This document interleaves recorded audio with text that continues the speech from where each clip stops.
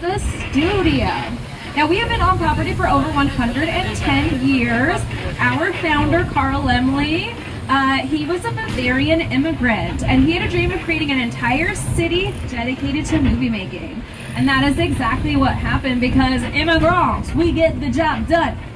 So we have everything you might imagine a normal city to have. We have our own fire department, which you're going to see on this right-hand side. We have our own sheriff's department, which you're not going to see on this left-hand side.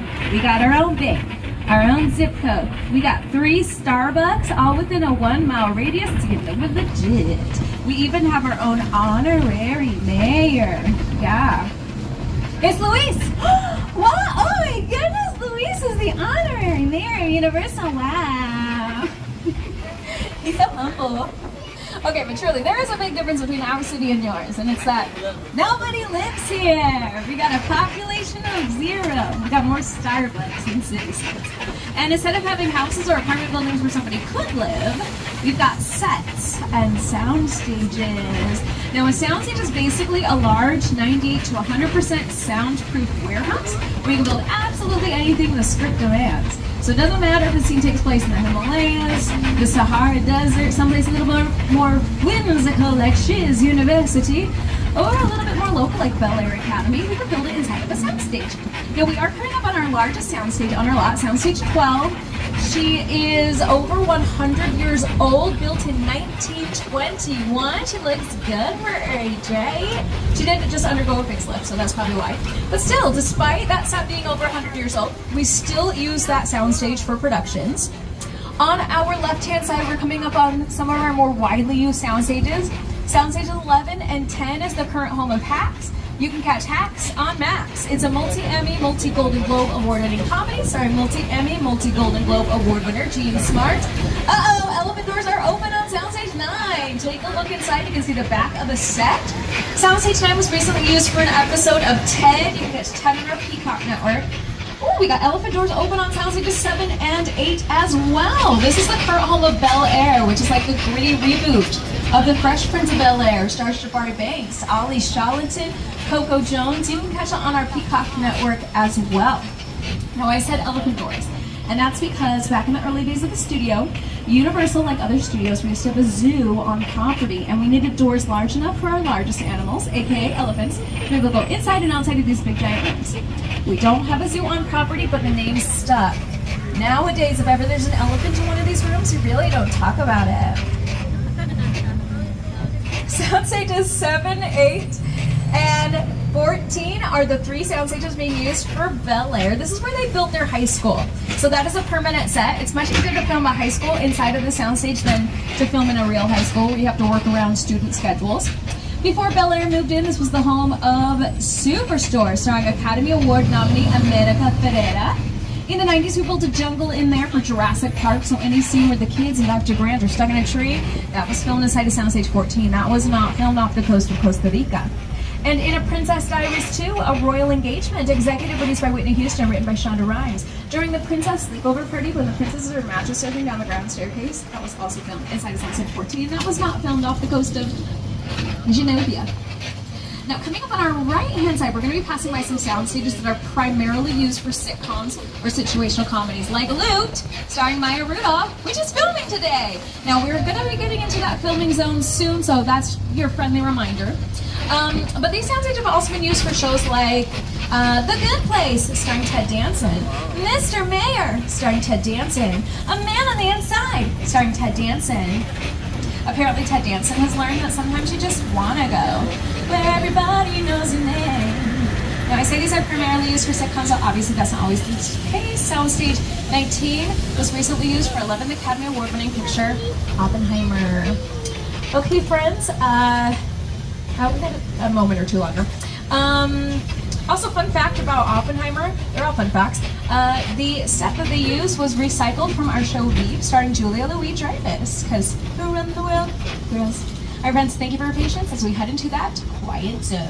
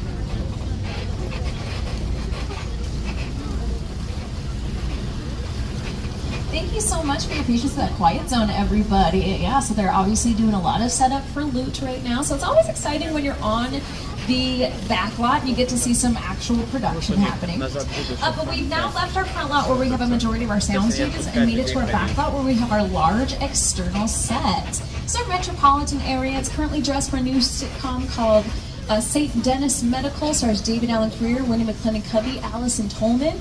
The brownstone apartment buildings were used for Bruce Almighty. That's where Kevin McAllister's throwing the bricks down at the Sticky Bandits for Home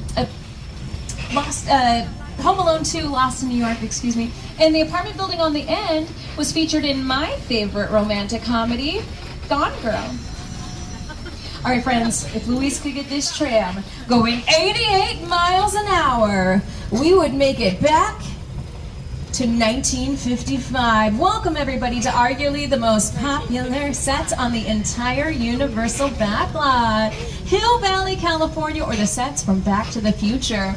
I'm sure you're looking at that building and thinking, wait, Money, I saw that movie. That is not what the clock tower looked like. And you'd be correct, because the clock tower became so recognizable. Other productions didn't want to film here because they didn't want somebody watching their movie and think about somebody else's movie. So we had to change it up a little bit, which was actually super easy, barely an inconvenience, because nothing is real. None of these buildings are real. They're made out of lightweight material, plastic, plywood, foam rubber, and a really good paint job. So it's very easy for us to transform this area. Now, we are not going to disturb the space-time continuum much longer. Get your last-minute photos in. We're going to leave behind Hill Valley and make our way to New York, concrete jungle where dreams are made of. Welcome to New York, everybody, the greatest city in the world. Hey, everyone, welcome to New York. I got my start right here in New York on Saturday Night Live. This is actually my old neighborhood. I once got mugged over there by an old woman. Tough lady. This is my favorite hot dog guy. Hey, buddy, how's it going? Remember me? No. Just like old times. Gotta love New York City. Hey, I'm walking here. Hey, it's cool, guys. I was just, just walking there. So it's not exactly New York, but a lot of times when you see New York in the movies, it was shot right here on the Universal Metro sets. If you can make it here, you can make it anywhere. Even if you make it here on the Universal lot. That's right, Jimmy. A lot of times when you see New York in the movies, there's a good chance it was actually filmed right here on the Universal backlot. We don't just use these sets for New York. This was Chicago for the Blues Brothers. This was portions of India for the Mindy Project. It was San Francisco for Dirty Harry. Tennessee for What Is Love Got to Do With It? The Tina Turner Story starring Academy Award winner Angela Bassett, Academy Award nominee Lawrence Fishburne. 1960s Baltimore for Hairspray Live starring Emmy, Grammy, Oscar, and Tony Award winner Jennifer Hudson. And even TV shows like Key and Peele starring the Academy Award winner Jordan Peele, Keegan-Michael Key, and American Ninja Warrior often love to use these sets. For superhero movies, this became 1940s New York for Captain America, the First Avenger. It was more modern day New York for the Amazing Spider-Man with Andrew Garfield, Spider-Man 2 starring Tobey Maguire, and this was Gotham City for everybody's favorite Batman movie, Batman and Robin. Just me and Louise? Okay, cool. But obviously, it's a very versatile set. Now, again, friendly reminder, folks, we are just about to head back into that quiet zone for Loot. So, again, you're not going to hear my voice. You won't see any, or you won't hear any audio if I play any video. Thank you for your patience and cooperation as we help out this production that's doing some filming.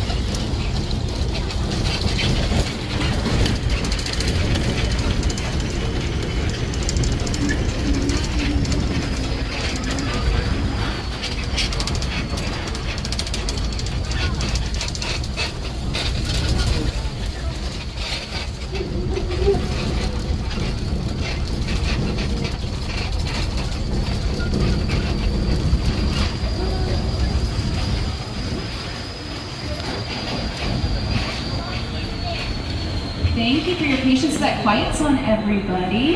We're going to leave behind the concrete jungle and make our way to the actual We have created adventure awaits us, so please remain seated and hold on. And now, let's head back to Skull Island. Once again, everybody, stay seated, keep your arms and legs inside your vehicle at all times. Please, no flash photography. We don't want to alert any wildlife, aka dinosaurs, to our presence. And please hold on to your loved ones, and by loved ones I mean cell phones, because if you lose anything on Skull Island, we have no way of getting it back to you.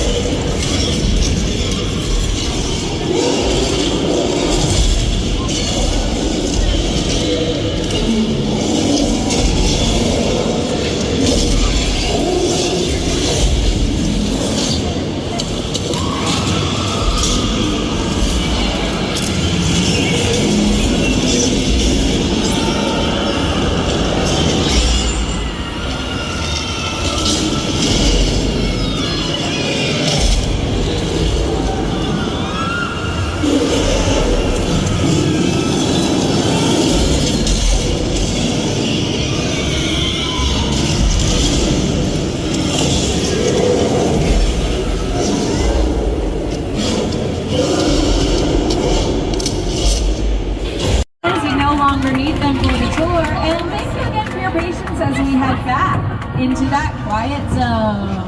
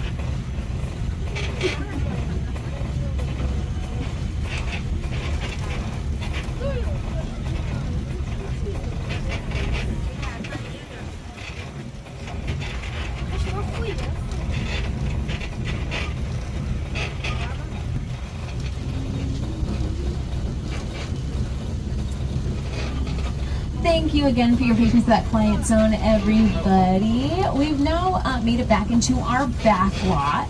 Now, for our 60th anniversary, which was last year, we kind of expanded our studio so that everyone gets to see a little bit more of the studio. We expanded our studio tour, I should say, so you get to see a lot more of our studio or of our back lot, things that you would normally not get to see. Now, one of those things that is typically omitted from our tour is coming up on our right-hand side. So in just a moment, you're going to get to see a stunning addition to our tour from a local LA artist named Tristan Eaton. This is a stunning mural done in dedication to our monster movie history. It was all done freehand, which means he didn't sketch anything before painting. It was all done using spray paint, so no paintbrushes touched that canvas. And even more impressively, that was all done using a single can of spray paint. That's not true. He used 3, just the primary colors. That's also not true. Back on our left, we got sound stages 30 and 31. That's the current home of The Voice. Oh, hey there, Studio Tour. I'm Kelsey Ballerini. And I'm John Legend. Did you know that the Universal Backlot is home to The Voice? It is, that's right. We tape right here on stage 31, and don't miss our incredible new season every Monday and Tuesday on NBC. Yeah. Everyone's talking about the new voice coaches, even the new voice coaches. You see that gorgeous face of his? We missed you, man. Go on. I'm here to put the employees in their place. That was a big baby. So That's how it's gonna be. The Voice, Monday and Tuesday on NBC and Peacock. Oh, thanks for your patience, everybody. We're just slowing down just a little bit. We have one of our animal actors who is making their way back to their trailer. You will see them on this left-hand side. I believe that is Ryan Gosling, and Goose Willis is currently in the pond right now. Just in front of that pond, you see sound stages 32, 33. That's the Jordan Peele sound stages, where the Academy Award winner filmed portions of Us, starring Academy Award winner Lupita Nyong'o, and Nope, starring Academy Award winner Daniel Kaluuya and Keke Palmer. Keke, again, she is on the lot today. Those new sound stages are being used for Happy's Place right now, starring Reba McEntire. It's about a single mom who works 2 jobs, who loves her kids and never stops. Now the body of water you see over here on your left-hand side, where Goose Willis and Ryan Gosling were swimming, that is the Amazon River. Or at least it was for The Creature from the Black Lagoon. Yeah, I love that movie. Big reason why I love that movie is because of the woman who created The Creature, Melissa Patrick. She was Disney's first female animator. When she was with Disney, her big contribution to the company was that iconic sequence in Fantasia, Night on Bald Mountain with a giant Chernobog. That was her. Then she came over to Universal and became Universal's first female makeup designer and first female special effects artist. And she was the special effects artist who created The Creature from the Black Lagoon. Because who run the world? Girls. Melissa Patrick isn't the only woman who was dominating during the monster movie period. Our head costume designer at the time was a woman named Vera West. She did the costumes for a lot of our monster movies, including for the titular characters of The Bride of Frankenstein, as well as Mr. Hyde and Dr. Jekyll and Mr. Hyde. Because who run the world? Girls. The reason I bring up those 2 women in our monster movies is because this is the birthplace of the monster movie franchise. Every single one of our classics filmed here, from Dracula to Frankenstein, The Bride of Frankenstein, The Mummy, The Wolfman, The Invisible Man. There he is! No, he's invisible. What are you looking at? They all filmed right here, and with just a few simple changes, this area became Transylvania for Dracula. This became London for The Wolfman, Old Paris for The Hunchback of Notre Dame. Not only is this where we film the monster movies, but this is where we film the princess movies. So this area became Genevia for Princess Diaries 2, A Royal Engagement, executive produced by Whitney Houston, written by Shonda Rhimes. This area was also used as a royal kingdom for the greatest Cinderella of all time, Rodgers and Hammerstein's Cinderella, starring Brandy, Whitney Houston, Whoopi Goldberg, and Paula Montemon. Impossible? It's possible. Also, you don't have to believe me that it's the greatest Cinderella of all time. It is, canonically, according to Disney. With their recent release of Descendants, Rise of Red, who did they cast as their Queen Cinderella? Brandy. Who did they cast as their King Charming? Paolo Montalban. Look, I don't make the rules, I just follow them. Now we do have one other Disney princess who graced these sets, the voice of Princess Anna from Frozen 1 and 2, Kristen Bell. She filmed here for 4 seasons for The Good Place. You, Eleanor Shellstrom, are dead. Cool. This location, the afterlife, come on. I have never ever seen this. You're in the good place. I'm not supposed to be here. I can't risk going to the bad place. Well, maybe it's not all that bad. Hi there. How can I help you? What? When we go inside, take a look on your left-hand side. You're going to see some staircases. So a character can basically go from the city down into the subway, just like they would in a real-world location. Now, friends, we are not hopping off the tram here. So, as a friendly reminder, as we head inside the soundstage, remain seated and hold on. You can take photos, you can take videos. Please just no flash photography. As you can see over here on our left-hand side, those are those staircases that I mentioned. Continuing on our left-hand side, you're going to see Video Village. That's where the director's going to play back anything that was filmed during the day. They're going to make sure they have all of the footage before moving on to the next scene or even possibly the next set. Now, they have been filming in here quite regularly, albeit infrequently. Basically, when Burbs is not here, they're filming. Okay. No worries, everybody. It's a little tremor.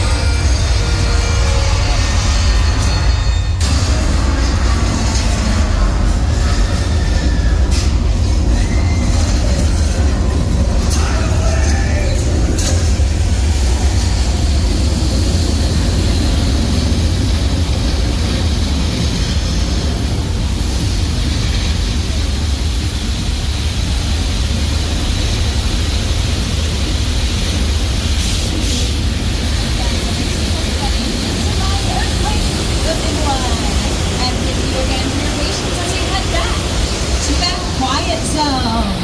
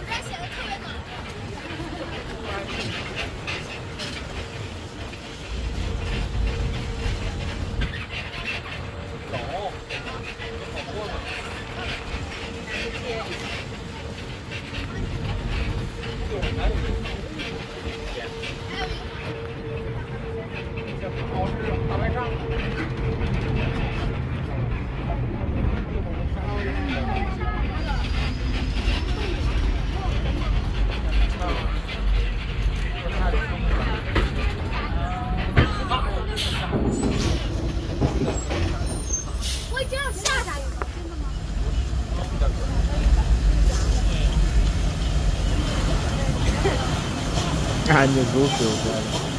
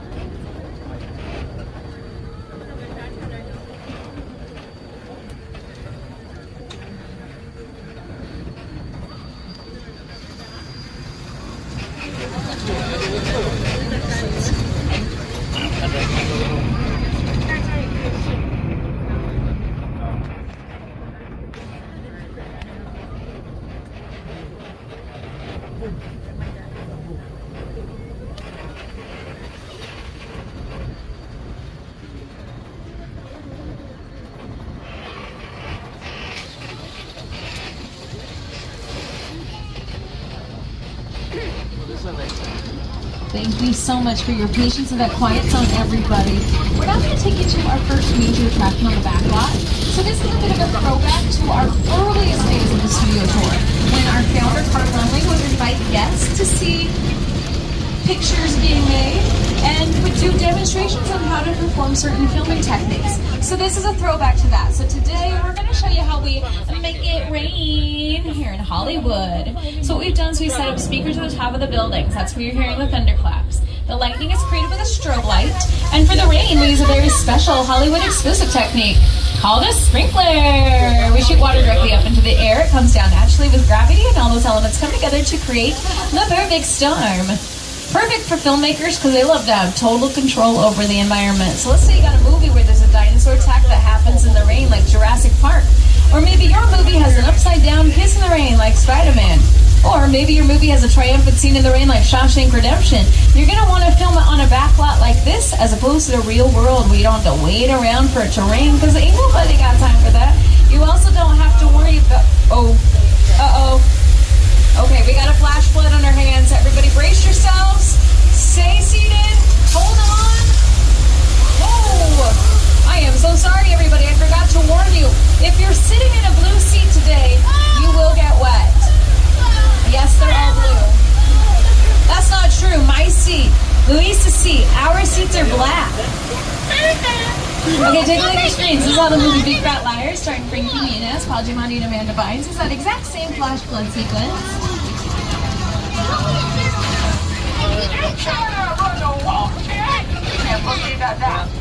Okay, keep looking at your screens because I want to point something out. So that is Academy Award nominee Paul Giamatti. That is Academy Award nominee Paul Giamatti's stunt double. I point that out because Lady Gaga filmed her Judas music video using the exact same flashback sequence, but she did not use a stunt double. She was offered one, but she was like, no thanks, so she did her own stunt. She did it in a single take.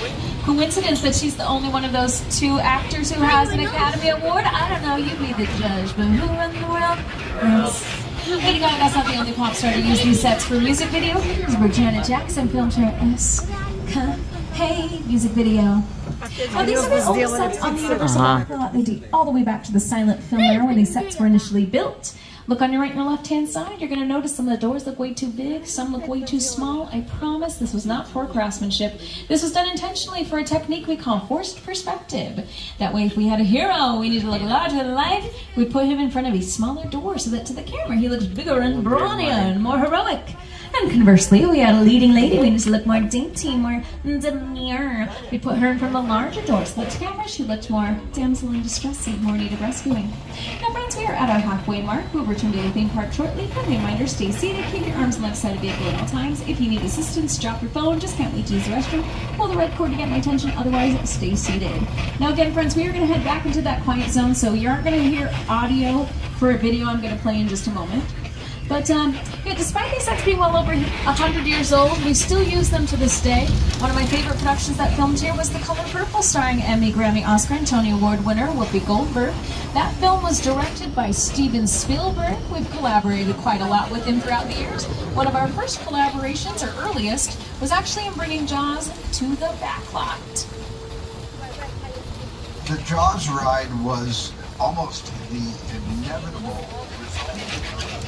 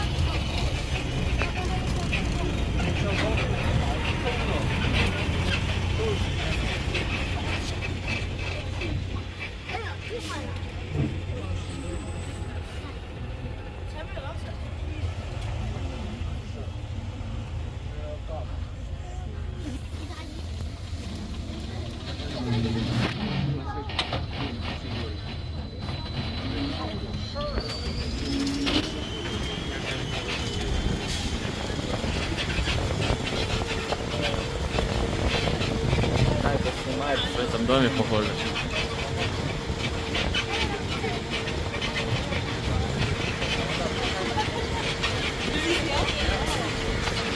Или там снимать.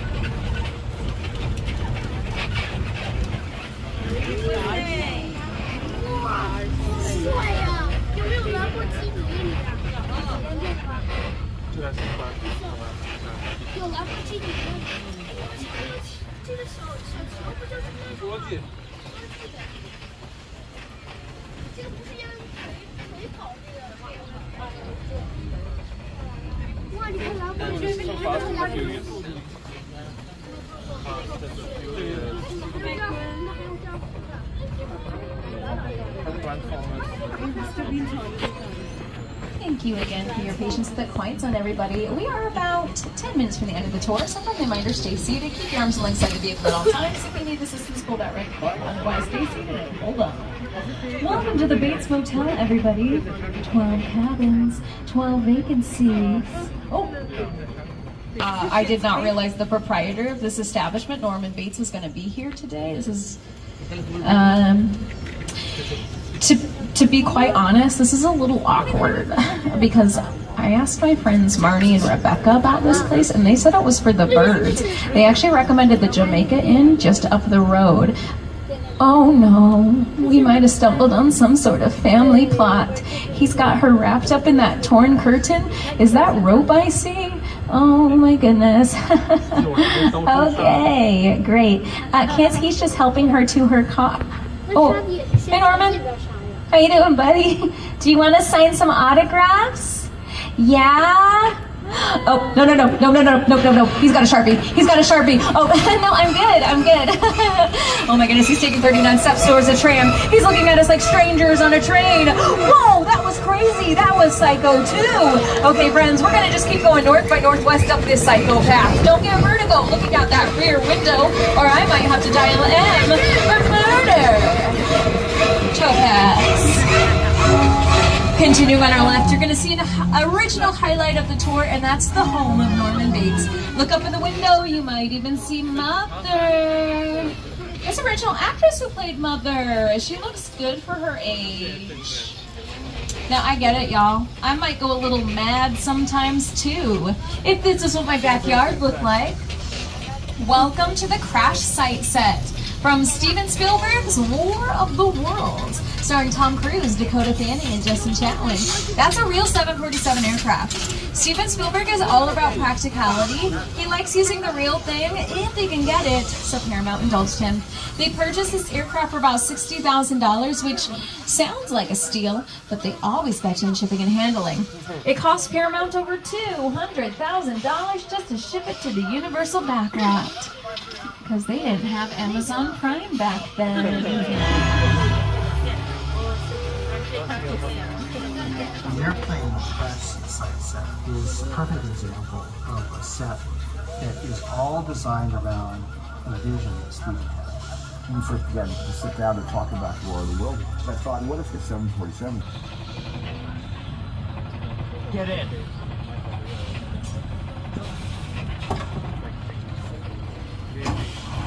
So this set was used for the movie War of the Worlds, which was based on another movie called War of the Worlds, which was based on a radio drama called War of the Worlds, which is based on a novel called Bill and Ted's Excellent Adventure. No, War of the Worlds.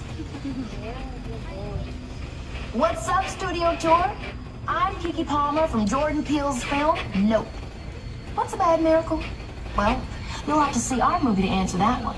Until then, I hope you enjoy your visit to Jupiter's Clay.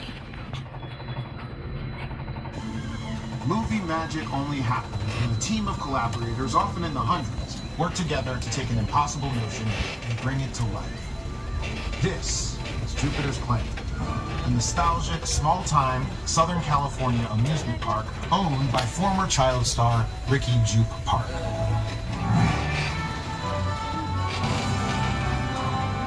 Over there, look into the winking well and have your picture taken just like the kids in that old 90s Disney kid show. That's what this whole place is loosely based on. Remember that one? Nope. No? No. But Oh, okay. a little further down, you can see the brand new Star Lasso experience. Built to showcase an unbelievable new live show. Well, it's not looking so live anymore. Anyway, behind this haunted old rush frontier town lies a sinister secret. It is smack dab in the center of a blue hotspot. What's a bad miracle?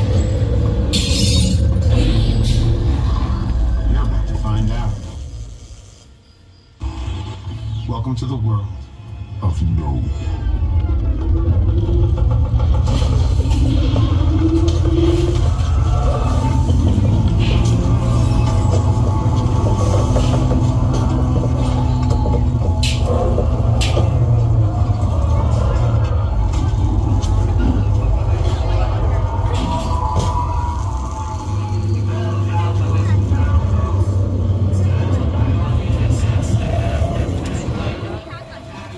Yeah, nope. I think it's time for us to get out of here. All right, friends, we got time for one more set visit before we take you back to the theme park. So as we peel out of Jupiter's Flame, keep your eyes peeled. Over here on the right-hand side. All right, that's all the Jordan Peele jokes. Over here on your right-hand side, you're going to see the largest set on our backlot. It's North America's largest freestanding blue screen. It's perfect for implementing CGI or computer-generated imagery, where we can add or remove absolutely any element we need from a set. There's a giant pit right in front of that blue screen. We can fill that with millions of gallons of water and create water sequences for movies, TV shows, commercials, music videos, you name it. For sequences of Beyonce's Lemonade album, they filmed there. For TLC's Don't Go Chasing Waterfalls music video, again, filmed right over there. And we also recreated The Miracle on the Hudson for Warner Brothers' Sully, starring Academy Award winner Tom Hanks. All right, friends, we are heading back to the theme park now.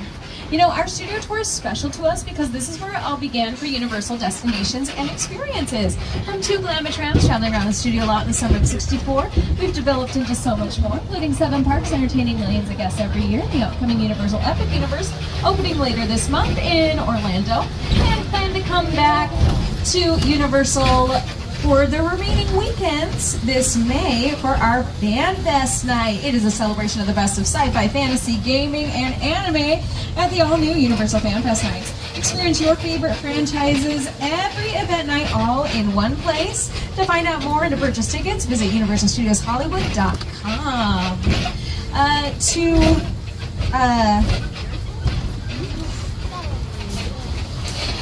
To our past members, thank you for being with us today. If you're not a past member, head to the Universal box office to see how you can upgrade to an annual pass and come back again and again. Make sure to download the Universal Studios Hollywood app. That's where you'll find information, including today's park hours, wait times, mobile food ordering, and more. Confirm we close today at 6. And to purchase any of the NBC Universal movies or TV shows you've seen on our